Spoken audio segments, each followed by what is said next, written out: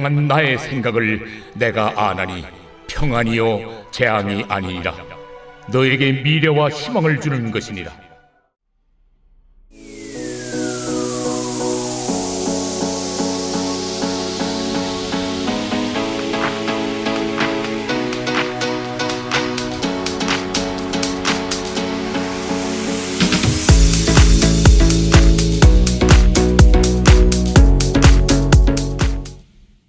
먼저 이 말씀을 전하기 전에 송구영신 예배가 며칠 전에 있었는데 그때 못 오신 분들을 위해서 그 말씀의 핵심만 요약해서 전달을 해드리고 말씀을 계속 들으면 좋을 것 같습니다. 여러분, 인생에서는 꼭 겪어야 할 실패들이 있습니다. 우리가 그런 실패들은 피할 수도 없습니다. 하지만 실패를 피할 수는 없지만 우리가 실패를 바라보는 관점만큼은 우리가 바꿀 수가 있다는 점이 감사한 점입니다. 인생을 나무라고 우리가 비유를 해볼 수 있을 텐데 이 인생이라는 나무에 대해서 어떤 사람들은 실패를 우리 인생의 나무에 뿌려진 쓸모없는 쓰레기라고 생각하는 사람들이 있습니다. 실패는 쓰레기고 남들이 알면 수치스럽고 부끄러운 거야. 나는 이거밖에 안 돼. 더 이상 못하겠어. 하면서 자기 자신을 수치스럽게 여기고 평가절하하는 사람들이 생각보다 많이 있습니다. 하지만 이렇게 선입견을 갖고 있으면 우리 인생에서 풍성한 열매나 꽃을 피우기 전에 우리는 중도 포기를 하고 맙니다. 그래서 성장하는 것을 이런 선입견이 방해합니다. 반면에 어떤 사람들은 실패는 우리 인생에서 불가분한 일이고 그러니까 이것을 걸음 삼아서 우리 인생에 꽃을 피울 수 있어 라고 생각하는 사람들이 또 있습니다. 그런 사람들은 실패는 당연한 거기 때문에 부끄러워하지 않고 실패를 교훈 삼아서 점점 딛고 일어나서 열매를 맺고 꽃을 피고 우리 인생을 풍성하게 하는 사람들이 있습니다. 수많은 운동선수들, 음악인들, 미술가, 예술가들, 학생들, 사업에 비즈니스 하는 사람들, 모든 분야의 사람들이 수많은 실패를 통해서 성장했고 걸음을 주어서 인생의 꽃을 피워왔습니다. 지금까지. 아담부터 지금에 이르기까지 모든 사람이 실패 없이 성공을 이룬 사람은 단 한 명도 없다는 사실입니다.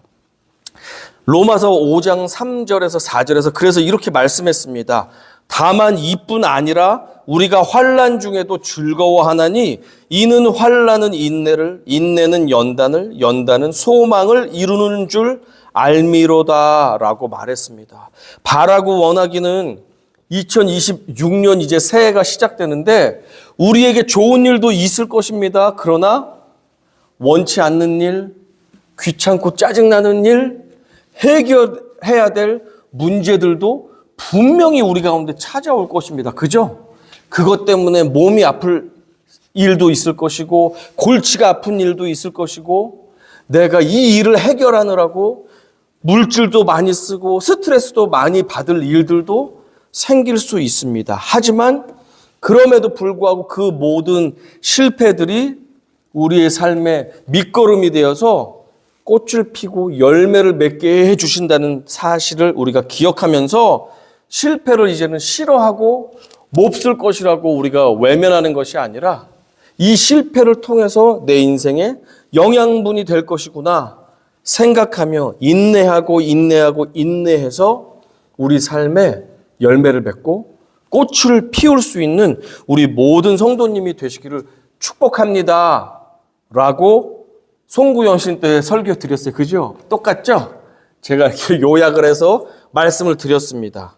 그러고 나서 이제 새해 말씀도 전해드리겠습니다. 새해 첫 시간 오늘 제가 선택한 말씀은 예레미야서에 있는 유명한 말씀입니다.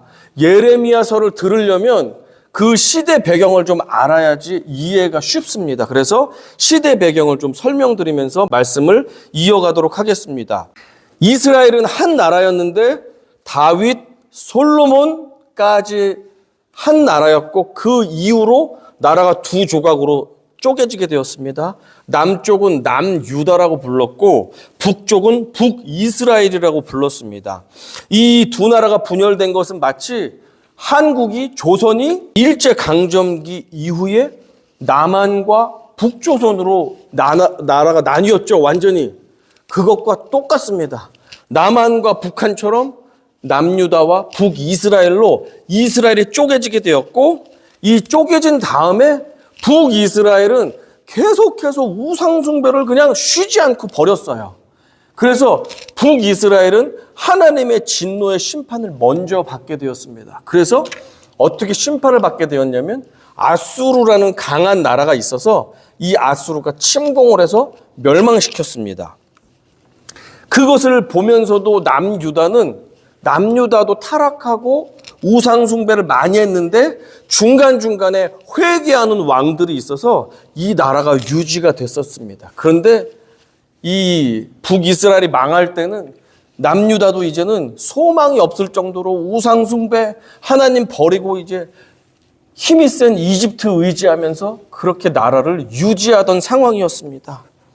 그러다가 큰 형님처럼 모셨던 이집트가 있었죠. 이집트의 저 바지가랭이 붙잡고 겨우겨우 남유다가 강대국 사이에서 연명을 하고 있던 시대였습니다. 그랬는데 BC 605년에 신흥 강대국이었던 바벨론이 이집트하고 전쟁을 벌이게 됐는데 그때 갈그미스 전투에서 바벨론이 이집트를 쳐 부수게 되면서 고대 근동 지역의 패권을 바벨론이 차지하게 되었습니다. 그러면서 그 같은 해에 이스라엘을 침공해서 예루살렘을 침공했고 그때 포로로 왕창 사람들을 끌고 갔는데 그 중에 1차 침공에서 대표적인 포로가 누구였냐면 다니엘이 바벨론에 끌려가게 되었습니다. 그리고 8년 뒤인 BC 597년에 바벨론이 2차적으로 이스라엘을 침공했습니다. 그때 이제 남유다의 왕이었던 여호야긴 왕과 귀족들과 기술자들을 대거 잡아서 끌고 갑니다. 자기네 나라 데리고 가서 일도 시키고 왕을 데리고 가서 이제 이 나라를 좌지우지하게 된 것입니다. 그리고 오늘 본문 예레미야 29장은 2차 침공 때 그 배경을 가지고 쓰여진 상황입니다. 그리고 나서 11년 뒤에 BC 586년에 3차 침공일 때 남유다까지 완전히 멸망하게 됩니다. 자, 그런 상황입니다. 나라가 풍전등화, 바로 나라가 죽기 직전에 그런 위태로운 상황에서 예레미야가 하나님의 말씀을 전했는데 예레미야는 외롭습니다. 진짜 하나님의 음성을 듣고 전하는 선지자인데 그만 옳은 소리를 하고 나머지 선지자들이 여러 명 있었는데 그 사람들은 거짓 선지자들이에요. 왕이 듣기에 좋은 소리만 합니다. 틀린 말이고 없는 말인데 왕이 듣기 좋은 이야기만 합니다. 그러니까 어떻습니까? 이 거짓 선지자들은 다 잘 될 것입니다. 우리는 하나님이 사랑하시는 나라고 자녀들 아닙니까? 하면서 거짓 메시지를 전하는데 이것은 어떤 것이냐면 불치병 환자한테 금방 날 거야. 걱정하지 마. 자, 이거 열심히 먹어. 자, 타이레놀과 에드빌이야. 이거 먹고 조금 있으면 날 거니까 힘내.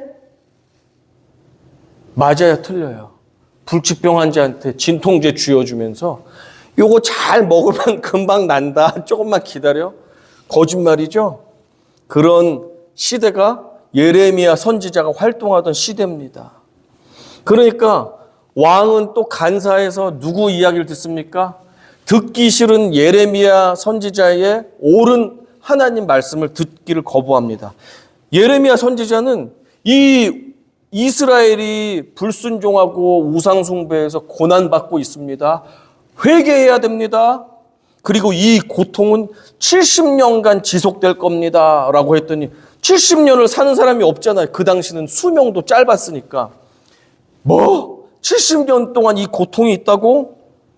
그러니까 예레미야의 말을 우습게 여기고 원하지 않으니까 듣질 않습니다. 반면에 거짓 선지자들은 뭐라고 말하냐면 하나님의 자녀들 아닙니까? 2년 지나면 고난이 끝나고 태평성대가 열릴 것입니다. 라고 했습니다. 그러나 진짜 깨어있는 사람은 누구 말을 들어야 돼요? 진짜 하나님의 말. 우리가 죄 지어서 고난당한다면 회개해야지 회복된다고 말씀하는데 듣지 않는 것입니다. 이게 마치 어떤 거와 같으냐면 임진왜란 직전에 외교관들을 일본에 보내가지고 일본의 상황을 동태를 파악하게 했는데 두 가지 보고가 있었잖아요. 한 보고는 전쟁이 이제 곧 일어날 것 같습니다. 우리가 대비하지 않으면 일본이 침공합니다. 나라가 망하게 됐습니다. 우리가 대비해야 됩니다. 라는 보고가 있었고 또 한 보고는 일본은 조선을 침략할 여유가 없습니다. 능력도 안 됩니다. 걱정 마십시오. 라고 했는데 그때 어리석은 선조 왕이 누구 이야기를 듣습니까? 듣고 싶은 거. 그리고 아무런 수고나 국방력 강화할 필요가 없는 것, 아무런 애씀과 수고나 대가 지불이 필요 없는 듣기 좋은 말. 아무 일도 안 일어날 겁니다. 걱정 마십시오. 라는 것을 택해 들었고 몇 년 뒤에 나라가 그냥 일본에게 쑥대밭이 되었습니다. 그냥 그 당시 얼마나 잔인합니까? 일본 군사들이 와서 다 죽이고 그리고 많이 싸워서 이겼다는 것을 막 귀를 베가고 코를 베가면서 사람 숫자를 해가지고 그렇게 상을 받고 하던 시대입니다.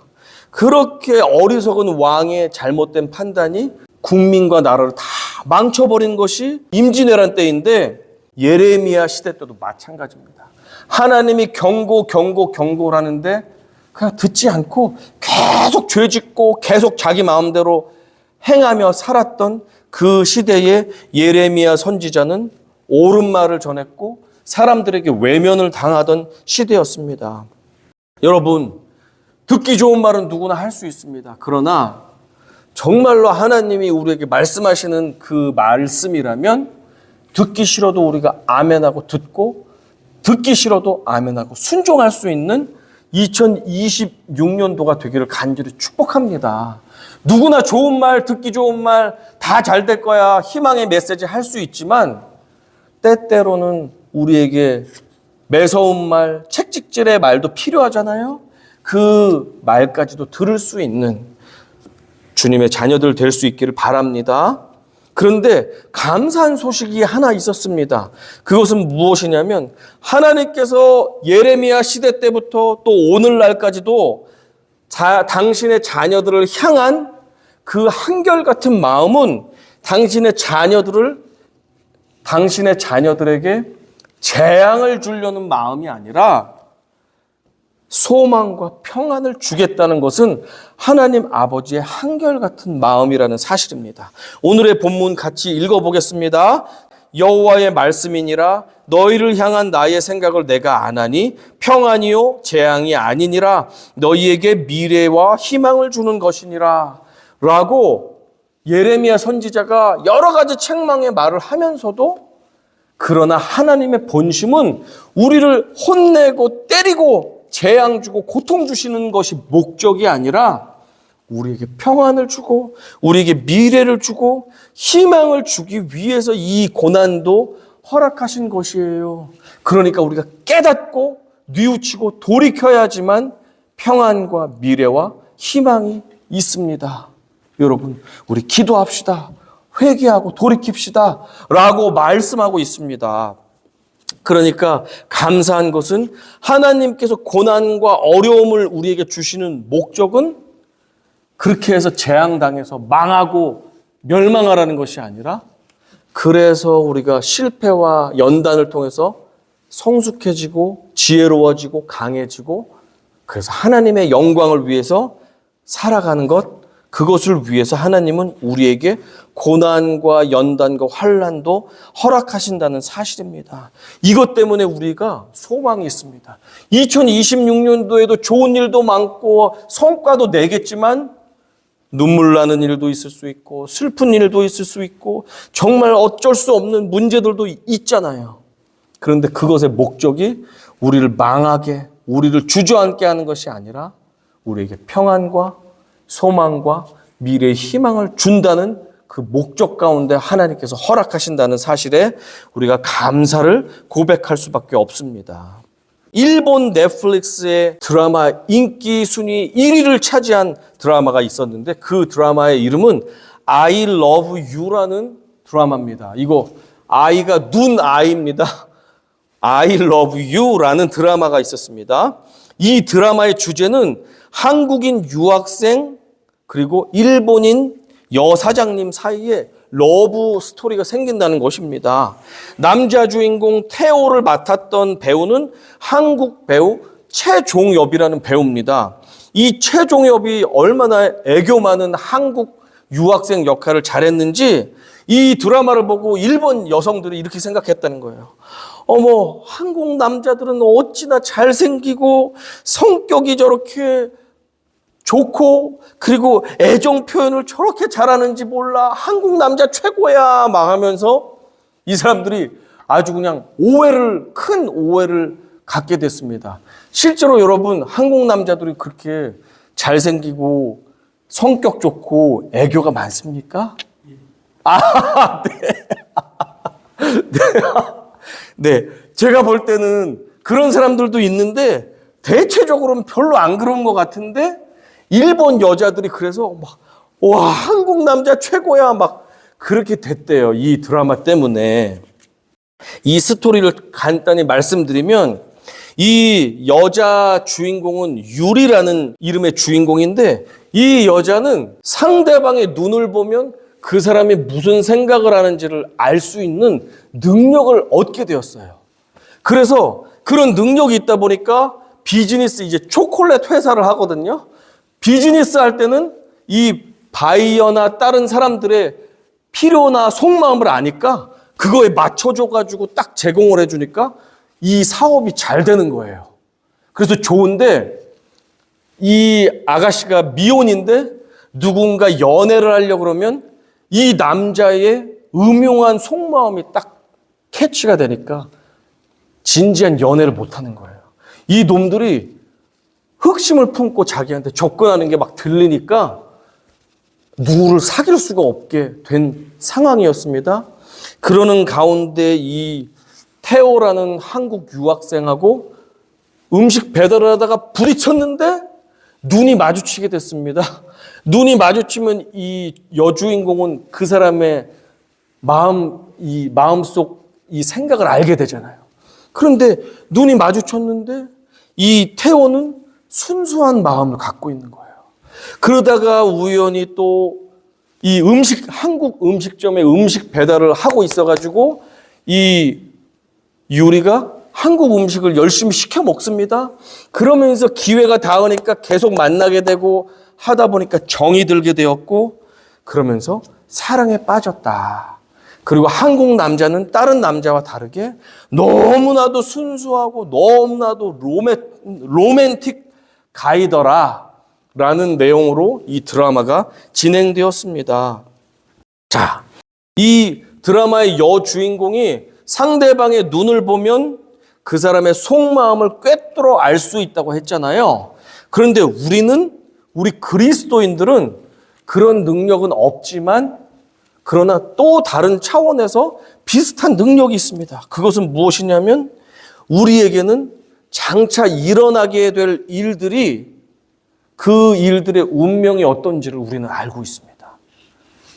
알고 있죠? 무엇입니까? 너희를 향한 나의 생각을 내가 아나니 평안이요 재앙이 아니니라 너희에게 미래와 희망을 주는 것이니라. 하나님께서 이미 우리에게 앞으로 일어날 일들은 너를 망가뜨리고 망하게 하려고 하는 재앙으로 주는 것이 아니다. 결국엔 평안을 줄 것이다. 너희에게 소망을 주기 위해서 이 힘든 것들도 너희에게 허락하는 것이다. 그러니 너희는 잘못을 했다면 뉘우치고 내게로 돌아와서 나를 찾으라. 내가 너희의 삶을 평안과 희망으로 채워주겠다. 라는 것이 하나님 아버지의 뜻이라는 것을 유리가 사람의 눈을 보면은 그 사람의 생각을 알듯이 우리는 우리의 앞날을 보면 비록 나쁜 일, 안 좋은 일 보기에 원치 않는 일이 일어난다 할지라도 우리는 유리처럼 알고 있습니다. 이것은 결코 나를 망하게 할 수 없구나 라고 하는 메시지를 이미 하나님은 거의 3000여 년 전, 2500년 전에 저희에게 주셨습니다. 형들의 미움을 받아서 죽을 위기에 처했습니다. 형들이 죽여버리기로 했습니다. 누굽니까? 요셉이죠. 죽이려고 했습니다. 그런데 차마 불쌍해서 못 죽이겠다 싶은 마음이 들었던 유다라는 형과 루벤이라는 형이 야 그래도 죽이지 말자. 팔면 돈이라도 받잖아 하면서 동생을 죽이지 않고 이집트 노예로 상인들에게 팔아 넘겨가지고 이 요셉은 팔려나가게 되었습니다.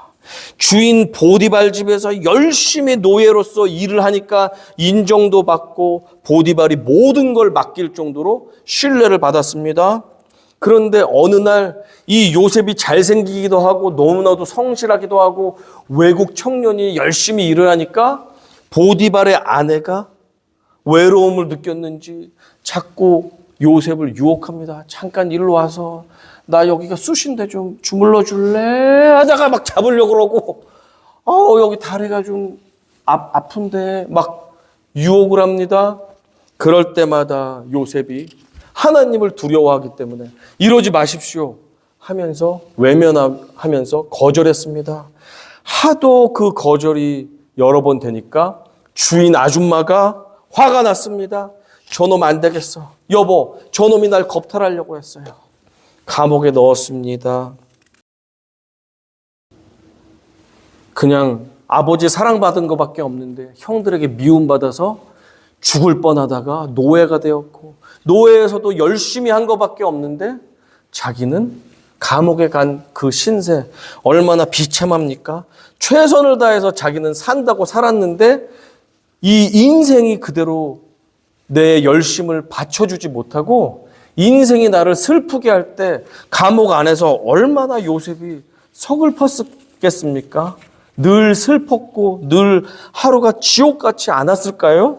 그랬는데 요셉은 감사하게도 하나님의 뜻과 섭리를 깨닫고 있던 사람이었습니다.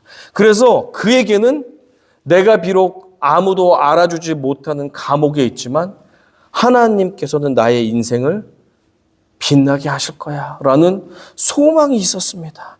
그는 그래서 인내하고 버틸 수가 있었습니다. 결국에 어떻게 됐습니까?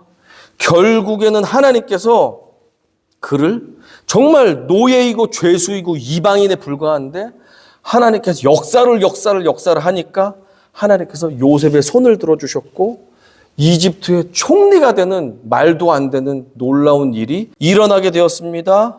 총리가 됐다는 것은 그 나라의 대통령이 된 거나 마찬가지죠. 이 바로 왕은 이름만 있을 뿐이지 실무는 모든 권력은 다 총리가 가지고 있는데 요셉은 총리가 되었습니다. 마침 기근 때문에 굶어 죽기 직전에 형들이 식량을 얻기 위해서 자기한테 왔고 무릎 꿇고 조아리면서 총리에게 은혜를 갈구했습니다.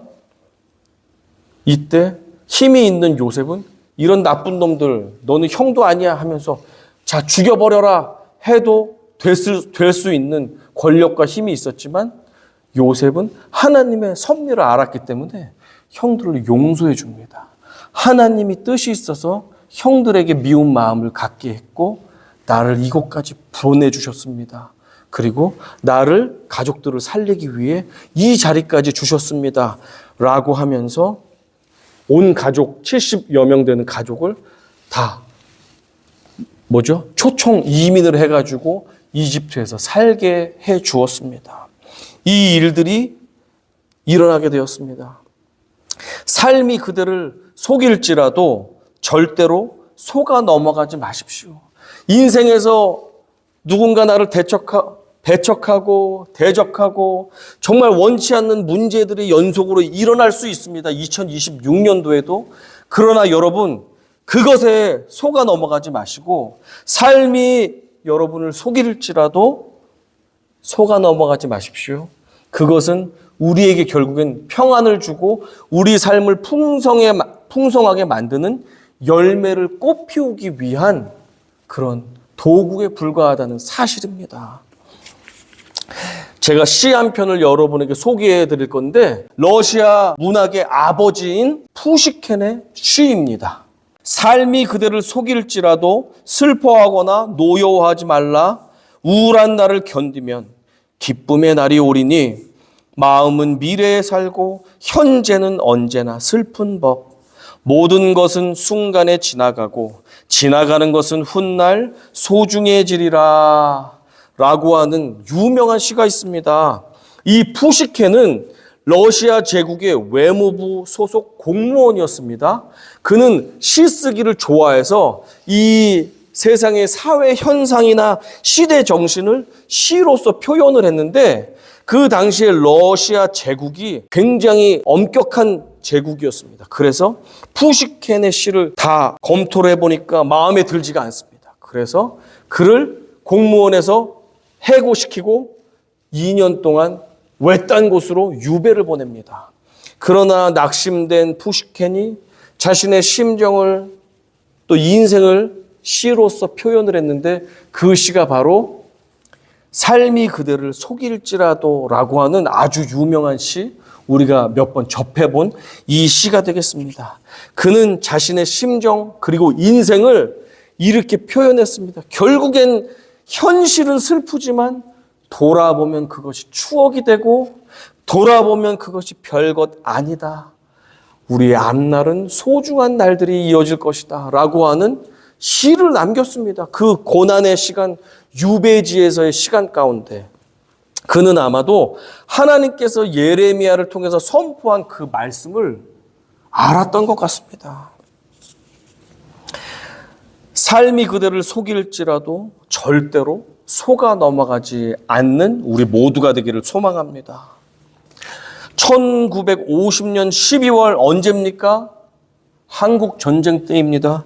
1950년 12월 이제 유엔군과 남한군이 거의 다 이 전쟁을 이겼거든요.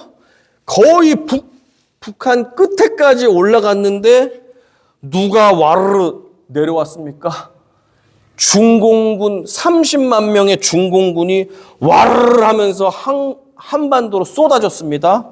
그러다 보니까 유엔군과 한국군이 계속 밀려나게 되었고 함경도 흥남 지방까지 밀려나게 된 상황이 되었습니다. 사방에선 적들이 침투해서 이제는 빨리 이곳을 피해서 후퇴하지 않으면 크게 전쟁을 질 수밖에 없는 상황이 되었습니다. 그때 날씨가 영하 20도, 25도, 30도까지 되는 아주 혹한의 날씨였다고 합니다. 그때 이제 이 흥남 항구에는 군인들뿐 아니라 10만 명이 넘는 민간인들이 이제 살아야 되니까 북한군, 중공군이 이제 들어오면 큰일 나잖아요. 막 죽이기도 하고 이제 이 공산당이 이 땅을 차지하면 큰일 나니까 피난 가려고 이제 항구에 다 모여들었는데 그때 흥남항을 지휘하던 미군 제1군단 단장인 에드워드 알몬드 장군은 상식과는 정반대의 결정을 내렸습니다. 어떻게 내렸냐면 군인보다 민간인을 먼저 태워라 라고 명령을 했습니다. 이것은 군사학적으로 말이 안 됩니다. 싸울 수 있는 군인들을 먼저 피신시킨 다음에 그 다음에 일반인이 기회가 되면 피신을 시켜야지 맞는데 이 에드워드 장군은 민간인들을 먼저 태워라 라고 명령을 했습니다. 이게 바로 흥남 철수 작전이라는 것입니다. 이때 이 항구에는 크고 작은 배 193척이 이제 군인들을 태우려고 했다가 민간인들 먼저 태우기 시작했습니다. 이제 중공군들은 막 달려서 30만 명이 벌떼같이 오는 거예요. 지금 빨리빨리 하루 1시간이 바쁩니다. 빨리 태워서 피신을 가야 됩니다. 남쪽 끝으로 부산으로 이제 가게 되어 있었는데 그때 에드워드 장군이 그렇게 명령을 했고 그 당시에 메리디스 빅토리라는 호가 있었습니다. 이 배의 탑승 인원 정상 탑승 인원은 60명인데 이 배에 몇 명이 탔냐면 14,000명이 탔습니다. 말이 안 되죠? 그냥 발 디딜 수 없을 만큼 사람이 탔고, 그래서 무기도 배에는 실지도 않았고, 난방하는 연료도 없었고, 영하 20도 30도인데 난방 연료도 필요 없고, 식량도 다 없애고, 그렇게 하면서 14,000명을 상상할 수가 없는, 배에 어떻게 14,000명이 들어갑니까? 상상할 수가 없는 그 인원을 태우고 얼어붙은 바다를 뚫고 메리디스 빅토리오가 3일 동안 항해를 해서 부산항에 도착을 했습니다. 이때 14,000명의 민간인 중에 단 한 명도 죽은 사람이 없고, 이 3일 동안에 3명의 갓난 아기가 태어났습니다. 그리고 이 배에는 김대중 대통령의 부인 이희호 여사도 타고 있었습니다. 놀라운 일이 일어났습니다. 고난 상황 가운데, 여러분, 재앙이 닥치는 상황 가운데 지금 싸울 수도 없고 후퇴해야 되는 이 전쟁터의 지휘관인 여러분이라면 여러분 어떻게 하셨겠습니까?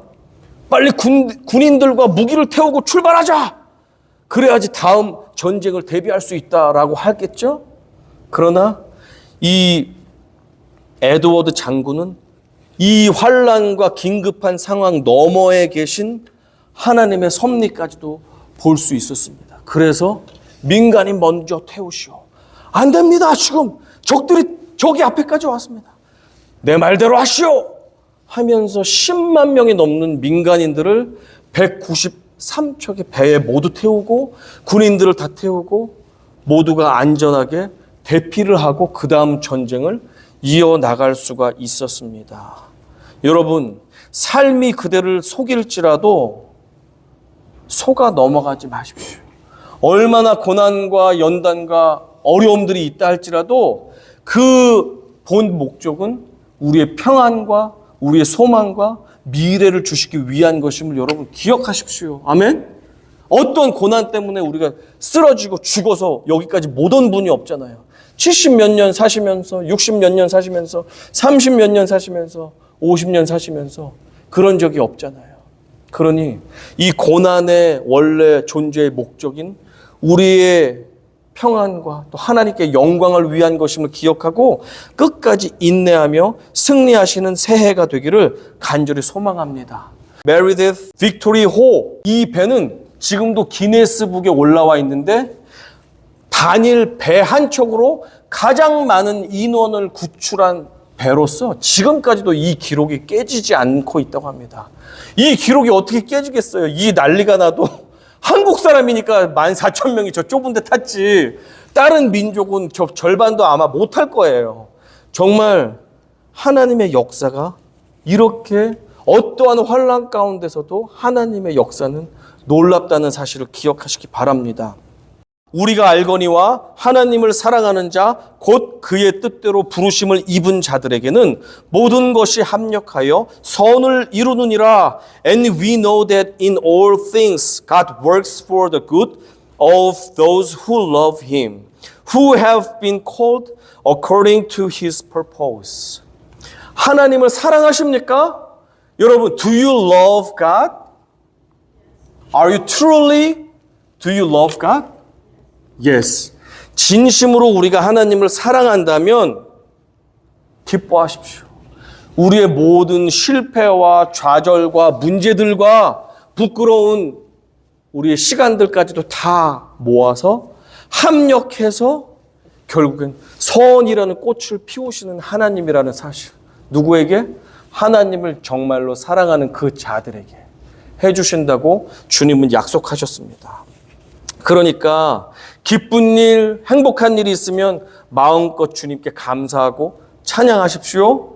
그러나 새해에 내 생각과 다른 슬픈 일이 해도 안 되고 실패가 찾아오고 고난과 아픔과 사람들과의 갈등과 문제와 또 육신의 연약함들이 찾아온다 할지라도 여러분 너무 낙심할 필요가 없습니다. 왜냐하면 그것의 목적은 결국에는 우리에게 평안을 주는 것이고 우리에게 희망을 주는 것이고 결국엔 그것을 통해서 하나님이 우리 삶 가운데 역사하시는구나 하나님은 오늘도 살아계시는구나 하는 것을 증명하시기 위해서 하나님은 우리에게 쓴뿌리, 연단, 아픔과 고난도 허락하시는 줄로 믿습니다.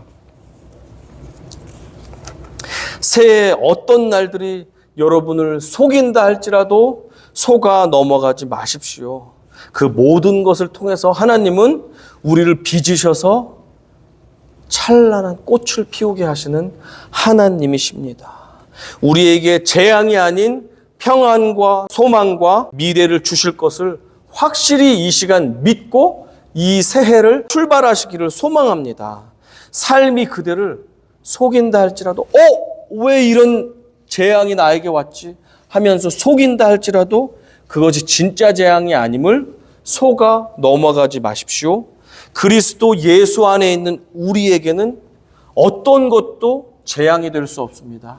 결국엔 그 모든 것이 합력하여서 하나님을 찬양하는 영광의 도구가 될 것입니다. 그 꽃을 피우시는 우리 사랑하는 모든 성도님들이 되시기를 간절히 축원합니다. 아멘.